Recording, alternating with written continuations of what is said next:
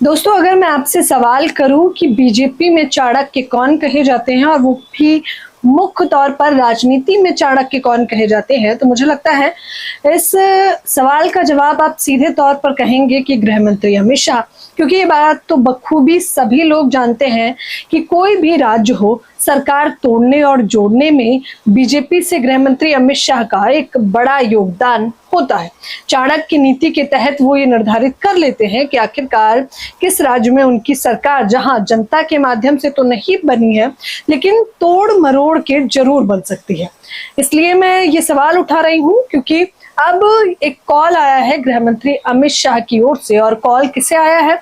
अखिलेश यादव की समाजवादी पार्टी के सांसद राजीव रॉय का, जो कॉल अब सोशल मीडिया पर वायरल हो रहा है। कहा जाता है राजनीति में बिना आग के धुआं तो नहीं उठता। हालांकि इस कॉल में शिष्टाचार दिखाने का प्रयास तो किया गया है, लेकिन चर्चाएं तेज हैं कि भाजपा में अब डर भी है और बौखलाहट भी उपराष्ट्रपति चुनाव का। जी हाँ, बिल्कुल सही सुन रहे हैं आप। सभी को याद होगा दोस्तों कि किस प्रकार से पूर्व उपराष्ट्रपति जगदीप धनखड़ ने जब अचानक इस्तीफा दिया था तो चर्चाएं चारों तरफ हुई थी। लोग लगातार सवाल कर रहे थे, लेकिन उससे भी ज्यादा चर्चा का विषय अगर कुछ बना तो वो ये कि आखिरकार अब उपराष्ट्रपति कौन बनेगा। जिसके बाद ये देखा गया कि कहीं ना कहीं एक क्षेत्र विशेष से बीजेपी को ये डर सताने लगा है कि इस बार उपराष्ट्रपति बनाना इतना आसान नहीं होगा। तो फिर क्या था? फिर चाणक्य की नीति यानी कि अमित शाह की नीति के तहत उन्होंने सपा के, समाजवादी पार्टी यानी कि दूसरी पार्टी के सांसद को कॉल करके क्या कुछ कहा, पहले वो आप वीडियो देख लीजिए। मंत्री जी बात करेंगे जी।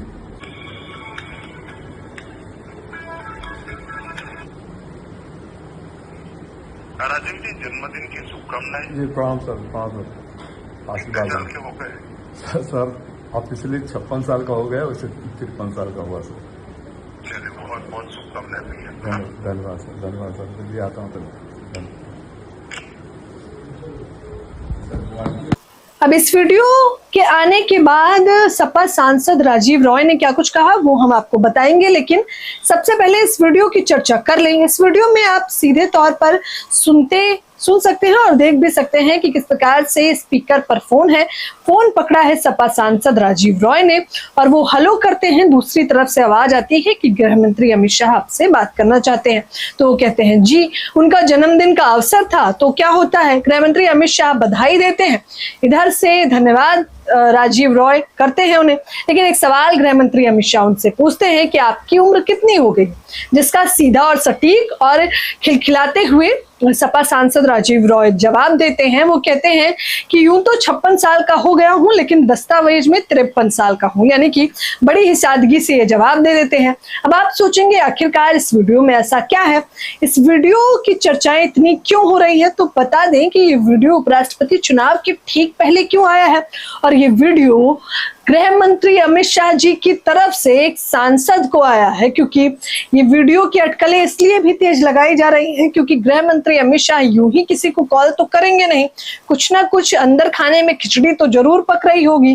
कहीं ना कहीं बीजेपी में भी इस बात की बौखलाहट और डर है कि इतना आसान उपराष्ट्रपति बनाना नहीं होगा। तो क्यों ना कुछ विपक्ष के, इंडिया गठबंधन के, सपा के लोगों को इधर अगर पाले में लाया जाए तो कुछ हो सकता है। इसी के लिए ये वीडियो चर्चा का विषय बन गई। हालांकि यहाँ आप ये भी मान के चलिए कि गृह मंत्री डाल तो राजीव रॉय पात चल रहे थे। उन्होंने भी स्पीकर पे फोन डाला, उसका वीडियो बनाया और सोशल मीडिया पर उसे वायरल कर दिया। हालांकि बाद में जब उनसे सवाल किए गए तो उन्होंने कहा वैसे तो सफाई देने की जरूरत नहीं, लेकिन किसी भी अटकल पर विराम देना जरूरी है। वो कहते हैं कि किस प्रकार से गृह मंत्री अमित शाह जी का फोन मेरे जन्मदिन पर शुभकामना देने के लिए आया, पिछले साल भी आया था, ये केवल एक सामान्य शिष्टाचार था। वो आगे ये भी बता देते हैं कि आखिरकार ये वीडियो किसने वायरल किया है। वो कहते हैं मेरे एक हाथ चोटिल होने से मैंने दूसरे हाथ में फोन स्पीकर पर कर दिया था, मुझे नहीं पता था। किसी नौजवान साथी जो पीछे खड़ा था उसने रिकॉर्डिंग करके उत्साह में ग्रुप में डाल दिया, जो गलत था। जब तक मुझे पता चलता वायरल हो गया था, लेकिन किसी की भी मंशा गलत नहीं थी।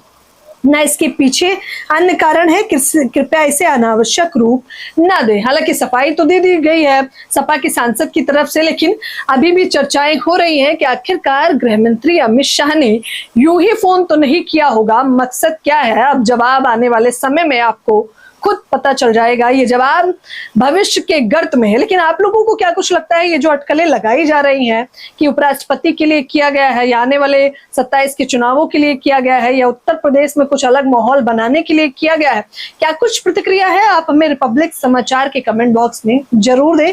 हमारे चैनल रिपब्लिक समाचार को शेयर करें, सब्सक्राइब करें। धन्यवाद।